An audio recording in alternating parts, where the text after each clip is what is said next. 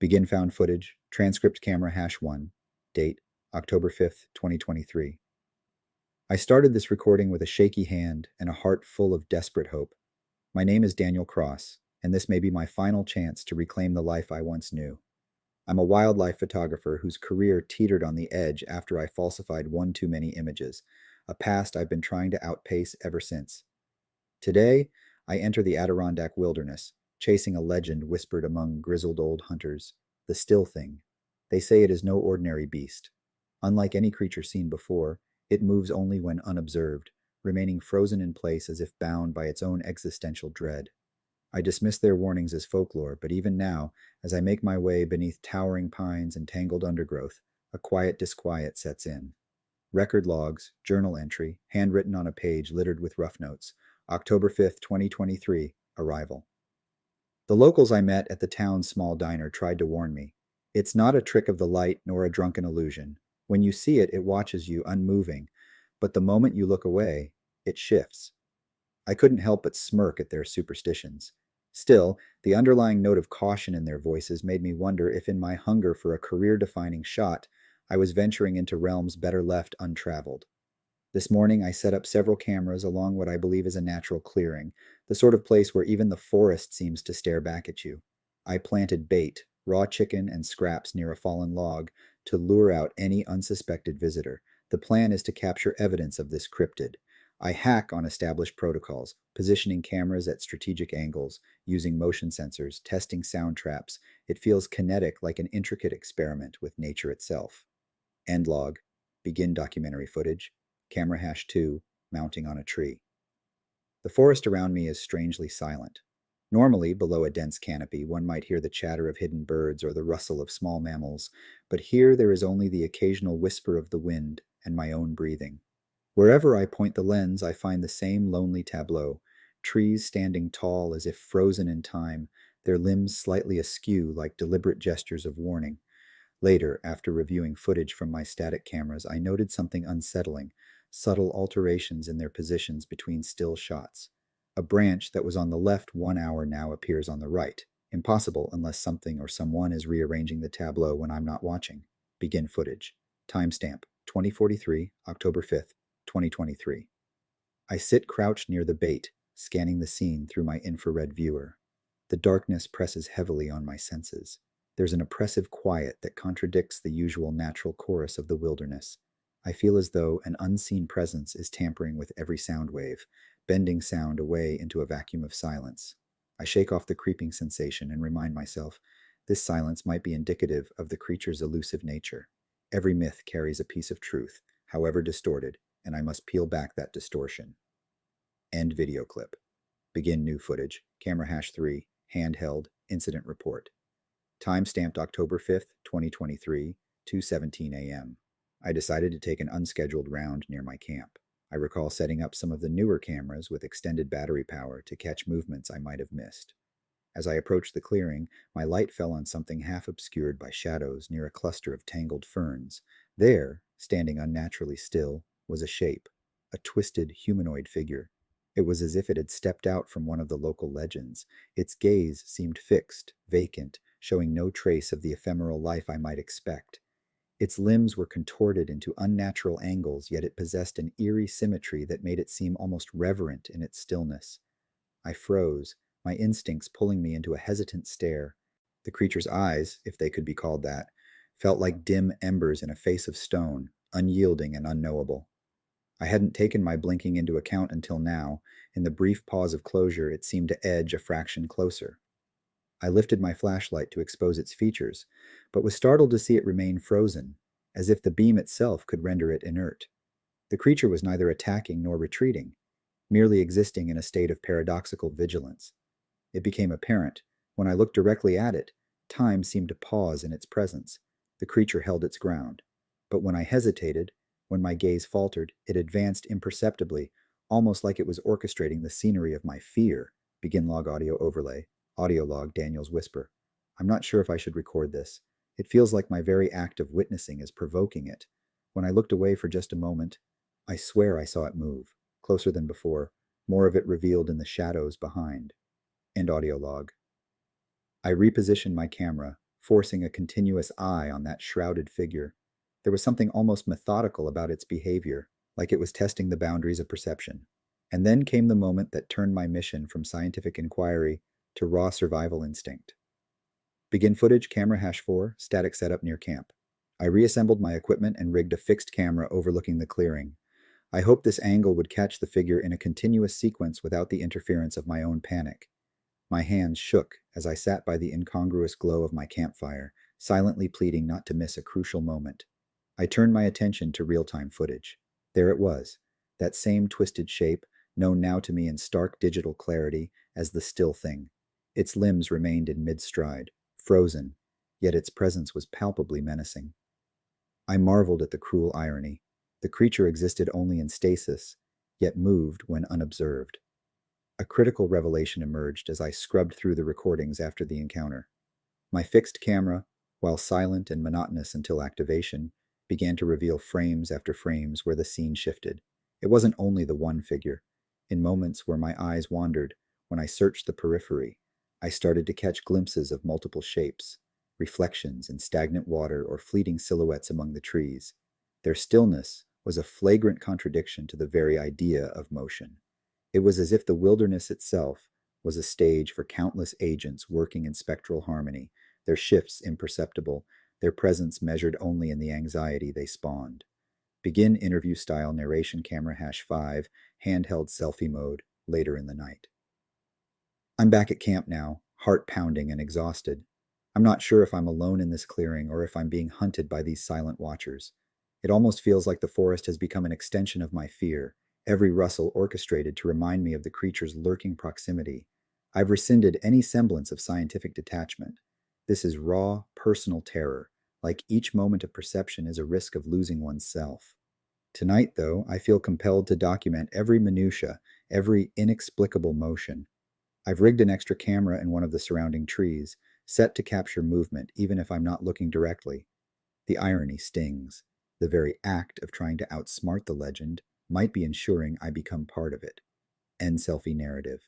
Begin footage, desperate escape sequence recorded on a mobile phone. It's now early morning, October 6th, 2023. I've decided to abandon this place.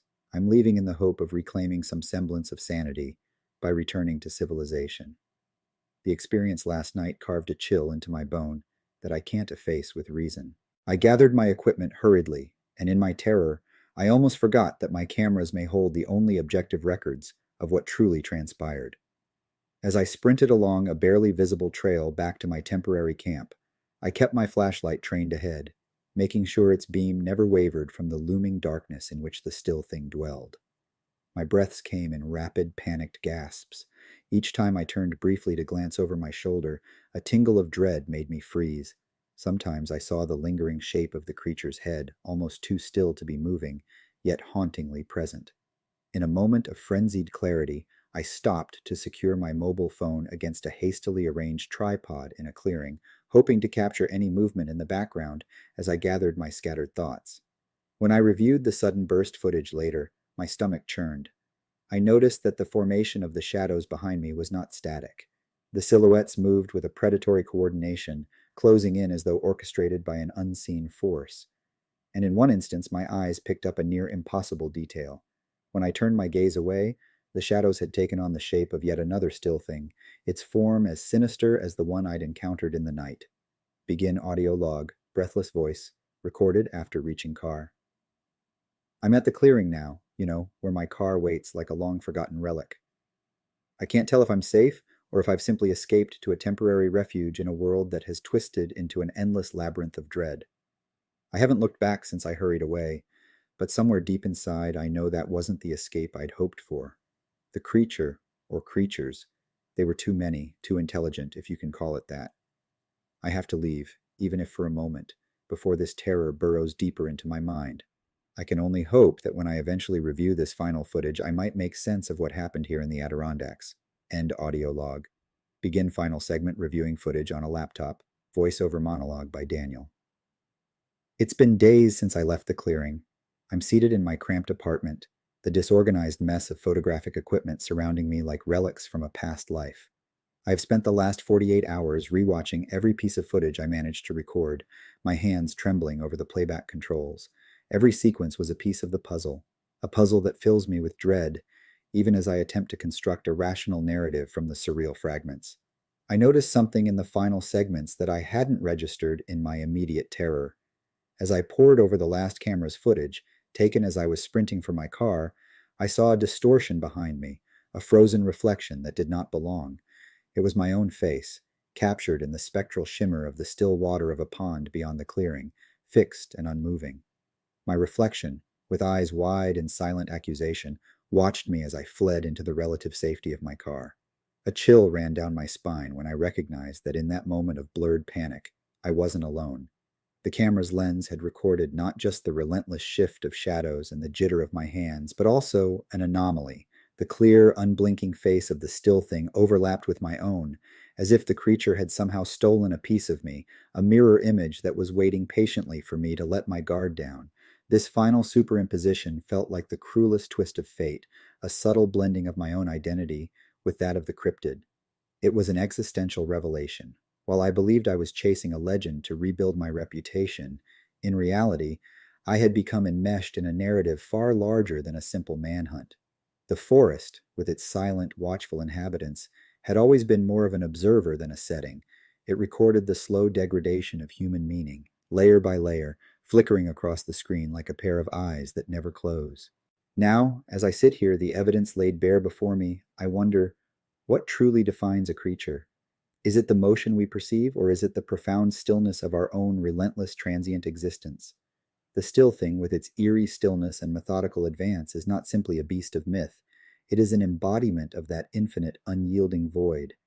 It's as if the creature has always been there, hidden in plain sight, waiting for the soul brave enough or desperate enough to document its silent existence. I now understand that the Adirondack wilderness isn't merely a backdrop for a solitary chase, but a reflective canvas for the darker curiosities of being. Every rustle, every fleeting shadow, every moment where the world seemed to hesitate was a quiet testament to the existential horror that underpins not just the legends, but the human condition itself. Pause, the sound of a low hum, and distant static. I intend to send these recordings to my publisher in an attempt to set the record straight. It is not just my career on the line, it is the authenticity of our perceptions, the veracity of what we dare to confront on the fringes of what we call reality. I have seen something that defies explanation, something that questions whether our observations are mere illusions cast by a universe indifferent to our designs. Soft, echoing chuckle that fades into a heavier silence. I can't help but ask, amid the oppressive quiet of the wilderness, was I ever truly alone? Or was I merely the latest participant in an endless loop of recognition and denial, creativity and horror? Perhaps my failure to capture an unequivocal image wasn't because the creature wasn't real, but because the horror was never in what moved, but in what remained still until I dared to look away. That final, lingering frame, a memory of my own reflection locked in a moment of terror, will haunt every subsequent photograph I take. It will be the silent reminder that the elusive gap between what we see and what is hidden is not a space of darkness alone, but a mirror of our own fears and vulnerabilities. And in that reflection, we find the truth that we have always tried to avoid. Every flicker of life, every quiet gesture of existence is simultaneously an act of defiance against the void, willing to reclaim it. Thus, I share this footage as a testament to both my own redemption and the indelible mark left by an encounter with the unknowable. I hope that those who view it, with eyes unclouded by expectation and preconception, might understand that horror is not in violent confrontations, but in the slow, inexorable erosion of certainty, in the realization that the line between hunter and hunted is as fragile as a memory in the wilderness. End final segment. Postscript transcript, written in Daniel's hand, over a final still image generated by the last camera. October 10th, 2023. Final note. I have since removed myself from the wilderness of the Adirondacks, yet the silence remains with me. It is woven into every quiet moment of my existence. The stillness I captured is not confined to the forest. It lingers in the spaces in my mind, silent affirmations of an encounter beyond our understanding. I do not know if I will ever be free of the image of my own reflection, unblinkingly fixed in time, but I have learned something that transcends fear. In the interplay of light and shadow, movement and stasis, lies a realm where our very souls are laid bare. And perhaps in that mysterious interplay, the truth of what it means to be alive is discovered.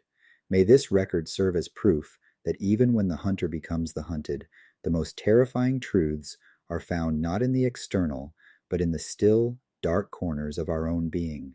End found footage transcript. Conclusion. In these recordings, my desperate pursuit of a career-defining shot evolved into an existential quest, an exploration of an obscure reality where human perception is both a witness and a participant in the cosmic ballet of stillness and movement. As the still thing revealed itself in fleeting, petrified glimpses, so too did I unlock, however unwillingly, a deeper understanding of our fragile place in the universe. I submit these records not as a testimonial of supernatural horrors, but as an intimate document of my own journey.